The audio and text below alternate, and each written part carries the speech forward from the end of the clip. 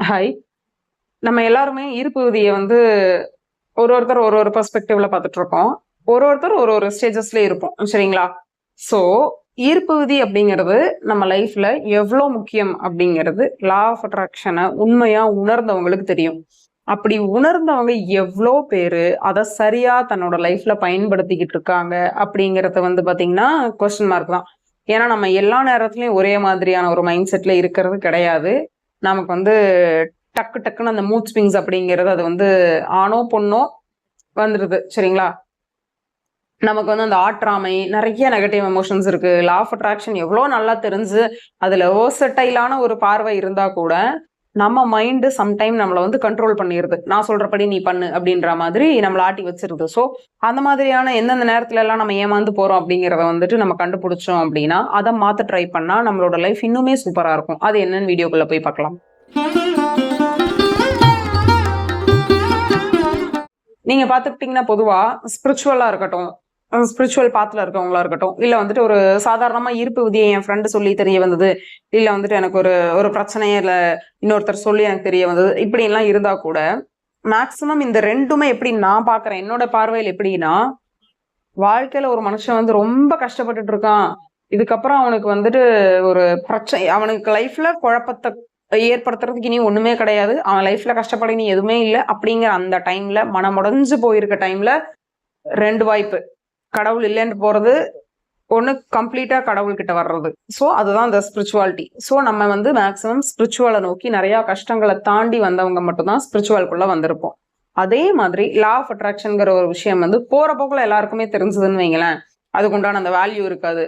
Still இன்னைக்கும் என்கிட்ட பேசுறவங்களுக்கு நார்மலா பேசினா கூட சேனல் பத்தி பேசினா, இன்னுமே எனக்கு வந்து நீங்க சொல்ற விஷயங்கள் புரியலன்னு இன்னைக்கும் எனக்கு வந்துட்டு இப்ப 3 வருஷம் ஆச்சு சேனல் ஆரம்பிச்சு. எவ்வளோ வீடியோஸ் போட்டிருக்கோம். 1000+ வீடியோஸ் போட்டிருக்கோம். நெறைய பேர் பார்த்துருக்காங்க. எனக்கு தெரிஞ்சவங்க, அவங்க என் ஃப்ரெண்ட்ஸ் எல்லாருமே பார்ப்பாங்க. ஆனாலும் அவங்களுக்குமே இன்னும் வந்துட்டு அது என்னங்கிற அந்த ஒரு கேட்ச் பண்ண முடியல. என்னதான் இவங்க சொல்றாங்க அப்படிங்கிறத. கேட்ச் பண்ண முடியலன்னா என்ன அர்த்தம்? அவங்க அத முழுசா பார்க்க ரெடியா இல்லை. பிரபஞ்சத்துக்கு வந்து யாருகிட்ட எதை கொண்டு போய் சேர்க்கணும்? இவங்களுக்கு எப்ப அது தெரிய வரணும்? அப்படிங்கிறது நமக்கு தெரியாது. கடவுளுக்கு தெரியும். பிரபஞ்சத்துக்கு தெரியும். ஸோ அப்படி தெரிஞ்சிருக்கிற நம்ம எவ்வளோ பிளஸ்டு, எவ்வளோ ஒரு லக்கி பர்சன் அப்படிங்கிறத வந்து நம்ம முதல்ல உணரணும். இன்னொன்னு நம்ம என்ன நினைச்சிடறோம், கடவுள் வந்து நம்ம எவ்வளோ தப்பு பண்ணாலும் கருணை அடிப்படையில நம்மளை மன்னிச்சுக்கிட்டே இருப்பாரு. அதே தான் பிரபஞ்சமும். நீங்க தப்பு பண்ணி ஒரு விஷயத்தையும் கத்துக்கிட்டா கூட திரும்ப திரும்ப அது அடுத்த சான்ஸ் லைஃப்ல கொடுத்துக்கிட்டே இருக்கு. ஸோ எப்பவுமே ஒண்ணு புரிஞ்சுக்கோங்க, ஒரு தெளிவு, ஒரு எப்படி சொல்றதுன்னா, அது ஒரு அவேர்னஸ் மாதிரி எப்பவுமே மைண்ட்ல என்ன இருக்கணும்னா, நமக்கு லா ஆஃப் அட்ராக்ஷன்ங்கிற ஒரு விஷயம், ஒரு பெரிய பொக்கிஷம் நமக்கு தெரிஞ்சிருக்கு. ஒரு பிரச்சனையை நம்ம கையாளும் பொழுது, மத்தவங்க அதை எப்படி கையாளுவாங்களோ, அந்த மாதிரி நம்ம பண்ணக்கூடாது. நம்மளோட மெச்சூரிட்டிக்கு ஏத்த மாதிரி, நம்ம பக்குவத்திற்கு ஏத்த மாதிரி தான் நம்ம அதை கையாளணும். அப்படிங்கிற அந்த ஒரு தெளிவு. ஒரு விஷயத்துல நீங்க வாய் பேசுறீங்க, ஐ மீன் ஏதாவது ஒரு சண்டையில, ஆர்குமெண்ட்ல வார்த்தையை விடுறீங்கன்னா, இதை மத்தவங்க பண்ணுவாங்க. நம்ம அதை பண்ணக்கூடாது. நம்ம இந்த ஒரு மீம் கூட இருந்தது இல்லையா? நம்ம வந்து நார்மல் பீப்புள் கிடையாது அப்படின்னு. அவங்க நார்மல் பீப்புள் கிடையாதுன்னு சொல்லுவாங்கல்ல. அந்த மாதிரி புரிஞ்சுக்கோங்க, நம்ம நார்மல் பீப்புள் கிடையாது நிஜமாவே. அடுத்தது, அப்ப நம்ம எல்லாம் அப்நார்மல் பீப்புளான்னு கேட்டா அப்படி கிடையாது. Super normal. சரிங்களா? சோ நமக்கு வந்துட்டு அந்த அறிவெல்லாம் கடந்த ஒரு ஞானம் அந்த ஸ்டேஜ்ல நம்ம போயிட்டு இருக்கும் பொழுது, நம்ம ஒரு பிரச்சனையை ரொம்ப சாதாரணமா தான் கையாளணுமே தவிர, ரொம்ப ஒரு பூதாகரமா கையாளக்கூடாது. லா ஆஃப் அட்ராக்ஷன் தெரிஞ்சிருக்க யாருமே முதல்ல தெரிஞ்சுக்க வேண்டிய விஷயம் என்னங்க, பாஸ்ட் டென்ஸ் நடந்து முடிஞ்ச விஷயத்துக்கு இந்த ரெக்ரெட் பண்றதோ, இல்ல நடக்க போற விஷயத்துக்கு பயந்துட்டு இருக்கிறதோ, இல்ல நம்ம கூட வாழ்ந்துகிட்டு இருக்க நபர்களை பத்தி நெகட்டிவா யோசிச்சுக்கிட்டு அவங்க நமக்கு பண்ணின முன்னாடி தெரியாம பண்ணினதுக்கெல்லாம் ஒரு ஆர்கியூமெண்ட் பண்றதோ, ஒரு சண்டைன்னு வந்துட்டு புடிச்சு பழசெல்லாம் புடிச்சு இழுத்து விடுறா அப்படின்னு இந்த மாதிரி எல்லாம் இம்மெச்சூர்டா ஸ்டில் பண்ணிட்டு இருக்கிறாங்க. அதை தயவு செஞ்சு பண்ணாதீங்க. ஏன்னா நமக்கு எல்லாமே தெரியும். எல்லாமே எப்படி இருக்கும்னு பாத்தீங்கன்னா, ஒரு அண்டர்ஸ்டாண்டிங்காக சொல்றேன். இப்ப நீங்க இவ்வளவு வீடியோஸ் பாக்குறீங்க, யார்ட்டையாவது லைஃப் கோச் அட்டன் பண்ணுவீங்க, இல்ல வந்துட்டு ஏதாவது ஒரு மெடிடேஷன் கிளாஸ் போவீங்க, ஒரு ஹீலிங் கத்துப்பீங்க, என்ன வேணா நம்ம பண்ணுவோங்க. ஆனா அந்த மாதிரி ஒரு விஷயத்துக்குள்ள நம்மளோட லைஃப் ஸ்டைல்ல இருந்து வேற ஒரு பாதையை நோக்கி ரெகுலரா ஒரு மனிதர் வாழ்ற மாதிரி இல்லாம நம்ம ஒரு வேற ஒரு பாதையை, இன்ஃபேக்ட் நீங்க வந்து இந்த கிளாஸ் எல்லாம் கூட போக வேண்டாம், உங்களோட ரொட்டீனே ஒரு மெடிடேஷன் பண்றது, வாக்கிங் போறது, யோகா பண்றது அப்படின்னு கொஞ்சம் நீங்க மாத்துங்களேன். உங்க லைஃப்ல சேலஞ்சஸ்ங்கிறது அவ்வளோ வரும். உங்களோட அந்த ரொட்டீனை நீங்க புதுசா கிரியேட் பண்ண விஷயங்களை பண்ண விடாம தடுக்கிறதுக்கு நிறைய பிரச்சனைகள் வரும். ரெண்டாவது, நீங்க யார்கிட்டயாவது இப்படி கிளாஸஸ் அட்டன் பண்றீங்கன்னா, ஒரு விஷயத்த வந்து நீங்க இப்ப ஸ்கூலோ காலேஜோ டீச்சர்ஸ் வந்து நடத்துறாங்க, பாடம் நடத்துறாங்கன்னு வைங்களேன். அவங்க வந்து தியரிட்டிக்கலா சொல்லும் பொழுது நமக்கு ஓகேவா இருக்கும், நல்லா புரியும். பிராக்டிக்கலா நமக்கு அதை பண்ணும் பொழுதுதான் புரிஞ்சுது, 100% தான் புரிஞ்சிருக்கா, இப்ப அவங்களுக்கு கிடைச்ச அதே ரிசல்ட் தான் நமக்கும் கிடைக்குதா அப்படிங்கறதெல்லாம் எப்ப தெரிய வரும்னா, நமக்கு ஒரு விஷயம் பிராக்டிக்கலா நம்ம அதை ஃபேஸ் பண்ணும் பொழுதுதான் தெரிய வரும். அந்த பிராக்டிக்கல் ஃபேஸிங் அப்படிங்கிற அந்த விஷயத்தை தான் நம்ம எல்லாரும் இன்னைக்கு ஈர்ப்பு விதி தெரிஞ்ச அனைவரும் பிரச்சனையிலையும் ப்ராப்ளம், அப்புறம் டிப்ரெஷனா இருக்கேன், ஸ்ட்ரெஸ்ஸா இருக்கேன், என்னால் இதுல இருந்து வெளில வர முடியல, நான் எவ்வளோ ட்ரை பண்ணாலும் என்னால முடிய மாட்டேங்குது, ஆனா எனக்கு தெரியும் இப்படி நான் பேசினா இதுதான் நடக்கும், இந்த மாதிரிதான் இந்த பிரச்சனை போகும்னு தெரியும், திரும்ப நான் ஒரு கர்மாவை கிரியேட் பண்றேன், திரும்ப இதே மாதிரி ஒரு பேட்டர்ன் நான் கிரியேட் பண்ணி அந்த லூப்குள்ள போய் மாற்றேன், எல்லாமே எனக்கு தெரியுங்க. ஆனா என்னால சும்மா இருக்க முடியல, டக்குன்னு நான் வந்து என்ன ட்ரிகர் பண்ணி விட்டா இமீடியட்டா நான் ரியாக்ட் பண்ணிடுறேன் அப்படின்னு இன்னைக்கு சொல்றவங்க நிறைய பேர் இருக்காங்க. சோ அதை நம்ம எப்படி மாத்தலாம் அப்படின்னா, அது அப்படி இருக்கிறது தப்பான்னு கேட்டா தப்பு கிடையாது, ஆனா நம்ம அப்படி இருக்கிறது கொஞ்சம் சரியில்லை. ஏன்னா தெரியாதவங்க தான் அப்படி இருப்பாங்க இல்லையா, நம்ம தெரிஞ்சிருக்கோம் அப்படின்னா அதை கொஞ்சமாவது இம்ப்ளிமெண்ட் பண்ணும்போது வேற அந்த ப்ராக்டிக்கல் டிஃபிகல்டிஸ் தான் இது. ஸோ இப்போ டெஸ்ட் வைக்கிறது நமக்கு ஜாஸ்தியாகும். நீங்க சாதாரணமா ஒரு நார்மல் பீப்புள் வாழ்றதுக்கும் இதெல்லாம் தெரிஞ்சு வாழ்றவங்களுக்கும் என்னைக்குமே கஷ்டங்கள்ங்கிறது அதிகமா வரும்.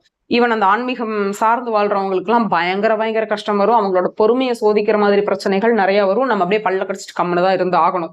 ஏன் வந்துட்டு நமக்கு யூனிவர்ஸோ கடவுளோ ஏன் இந்த சுச்சுவேஷன்ஸ் கொடுக்குறாங்க, இவ்வளவு கஷ்டத்தை ஏன் கொடுக்குறாங்க, நான் புரிஞ்சுக்கிட்டேனே அப்படின்னா, நீங்க புரிஞ்சிருக்கிறீங்களா இல்லையா அப்படிங்கறது யூனிவர்ஸ் எப்படிங்க தெரிஞ்சுக்குவாங்க? ஒரு டெஸ்ட் வைப்பாங்க. நீங்க வந்து நல்ல ஒரு மெச்சோர்டா இருக்கும்போது வீட்டுல ஒரு சண்டை வரும், இல்ல வந்து ஏதாவது ஒரு ஆபீஸ்ல ஒரு பிரச்சனை வரும், இல்ல வந்து உங்களோட வேலைக்கே ஏதாவது ஒரு ப்ராப்ளம் ஆகலாம், உங்க பிசினஸ்ல லாஸ் ஆகலாம், இல்ல ஃபேமிலிக்குள்ள ஏதாவது கருத்து வேறுபாடு வரும், ஹஸ்பண்ட் ஒய்ஃபுக்குள்ள பிரச்சனை வரும். இந்த மாதிரியான விஷயங்கள் இவன் எப்படி ஹேண்டில் பண்றான் அப்படின்னு யூனிவர்ஸ்க்கு நீங்க சொன்னா மட்டும்தான் புரியும். சரிங்களா? அதை நீங்க சொல்லி, சொல்றதுன்னா அந்த பிரச்சனையை நீங்க ப்ராப்பரா ஹேண்டில் பண்ணி அவங்களுக்கு காமிக்கணும். எப்ப வந்து இவங்களுக்கு ஓகே, இவங்க இந்த விஷயத்த கத்துக்கிறதுக்கு இப்போ ஒரு 100 பிரச்சனை கொடுக்குறாங்கன்னு வைங்க, ஒரு விஷயத்த கத்துக்கிறதுக்கு தான் உங்களுக்கு அந்த 100 பிரச்சனையும் வருதுன்னா, நீங்க கத்துக்கிட்டீங்க 100% அதை நீங்க கத்துக்கிட்டீங்கன்னா உங்களுக்கு அடுத்தது அந்த மாதிரி ப்ராப்ளம், அந்த பேட்டர்ன் வந்து கட் ஆயிடும். நீங்க திரும்ப அந்த லூப்புக்குள்ள போகவே மாட்டீங்க. அதுக்காக அந்த மாதிரி பிரச்சனை என்னைக்காவது ஒரு 5 வருஷத்துக்கு ஒரு தடவையோ, வருஷத்துக்கு ஒரு தடவையோ, இல்ல 10 வருஷத்துக்கு ஒரு தடவையோ என்னைக்காவது வரும். ஏன்னா அதுவும் டெஸ்ட். மறந்துட்டியா இல்லையா அப்படின்னு நம்மள வந்து அப்ப டெஸ்ட் வைக்கிறதா, அதுக்கெல்லாம் நம்ம பயப்பட தேவையில்லை. ஏன்னா நம்ம அதுக்கு வந்து நல்லாவே யூஸ்டு ஆயிருவோம். சோ புரியுதுங்களா? எந்த ஒரு விஷயத்தையுமே பிராக்டிக்கலா நம்ம வந்துட்டு ஹேண்டில் பண்றதுக்கும் நம்ம லைஃப்ல நேரடியா வரும்பொழுதுதான் நிஜமான ஆள் நான் யாரு. இப்ப உட்காந்து நான் உங்களுக்கு கதையா சொல்லுவேன், மோட்டிவேஷனலா பேசுவேன், லா ஆஃப் அட்ராக்ஷன் பத்தி அப்படி இருங்க இப்படி இருங்க நான் எல்லாமே உங்களுக்கு சொல்லுவேன். அதை நான் பண்ணும்ல, அதை நான் பண்ணாம உங்களுக்கு சொல்லிட்டு இருந்தேன்னா அது வந்து ஒரு மிகப்பெரிய ஒரு துரோகம் அது. ஸோ நான் என்ன பண்றேனோ அதை தான் உங்களுக்கு சொல்லுவேன். நான் சும்மா சொல்லிட்டு இருந்தேன்னு வைங்களேன், எனக்கு இங்க டெஸ்ட் வைக்கிறதுக்கு நிறைய வந்துகிட்டு இருக்கும். ஸோ அதை நான் ஃபேஸ் பண்றதுலயே என் வாழ்க்கை போயிடும். ஸோ நம்ம அவேர்னஸோட ஒரு பிரச்சனையை ஹேண்டில் பண்ணோம்னு வைங்களேன், ஓகே இது வந்திருக்கு, இது ஏன் வந்திருக்கு, இதை நான் கத்துக்கிறதுக்கு வந்திருக்கா, கத்துக்கிட்டேன், திரும்ப அதே மாதிரி இன்னொரு பிரச்சனை வருது, ஏன் ஆல்ரெடி நான் ஃபேஸ் பண்ணிட்டேனே, நான் தான் கத்துக்கிட்டேனே, திரும்ப அதே வருது, இன்னும் பத்தலை, கத்துக்கிட்டது இன்னும் பத்தலை அப்படிங்கறதுனாலதான் வருதுங்க. அந்த அண்டர்ஸ்டாண்டிங்க்கு நம்ம போகும்பொழுதுதான் வர்ற ப்ராப்ளம்ஸை வந்து நம்ம ஃபேஸ் பண்றதுக்கே ரெடியா இருப்போம். ஈர்ப்பு விதியை சரியா புரிஞ்சுக்கிட்ட எல்லாருமே தயவு செஞ்சு புரிஞ்சுக்கோங்க. மத்தவங்க ஒரு விஷயத்த ஹேண்டில் பண்ற மாதிரி நம்ம பண்ணக்கூடாது. நம்மளுடைய மெச்சூரிட்டி லெவல் வேற மாதிரி இருக்குது. பிரபஞ்சமே நான் இதெல்லாம் கத்துக்கிட்டேன் அப்படின்னு நீங்க யூனிவர்ஸ்க்கு சொல்லணும். உங்களோட மொத்த வித்தையும் நீங்க எங்க இறக்குவீங்க, உங்க லைஃப்ல வரக்கூடிய ஒரு சவால்கள்லயுமே ஒரு உங்களுக்கு வேண்டாம் அப்படின்னு நினைக்கிற ஒரு இடத்துலயும் தான் நீங்க கத்துக்கிட்டதை அப்ளை பண்ணுவீங்க.